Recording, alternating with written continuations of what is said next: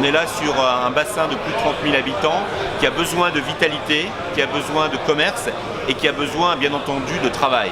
Et ces 30 000 habitants vont pouvoir, à partir de quelques mois, bénéficier d'une zone attrayante qui va permettre bien sûr d'aménager la ville, mais aussi et surtout de fournir 180 emplois à ce bassin de vie qui en a grand besoin. C'est une bonne nouvelle évidemment que d'avoir un projet qui se développe.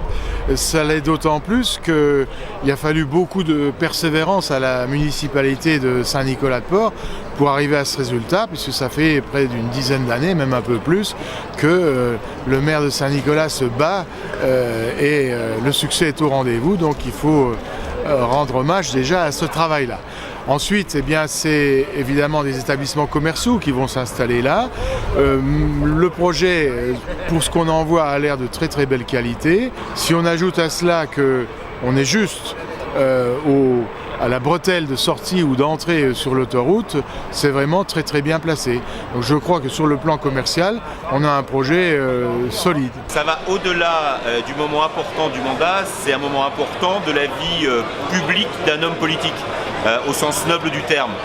On a l'impression de voir enfin des années d'investissement aboutir.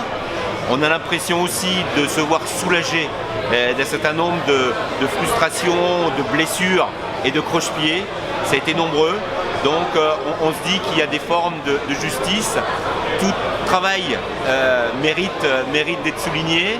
Et quand un aboutissement est aussi éclatant, ça forge évidemment la joie du maire, mais aussi de toute une équipe municipale qui n'a jamais failli et de toute une population qui attendait avec un espoir quelquefois teinté d'ironie ce moment important. Il y aura une convention d'établie avec le promoteur, la ville de Saint-Nicolas et Pôle emploi pour faire en sorte que prioritairement les emplois de bassin soient privilégiés. Après, on est dans une société d'offres et de demandes, c'est aux uns et aux autres de se retrousser les manches pour être les meilleurs et pour obtenir les différents postes qui seront proposés.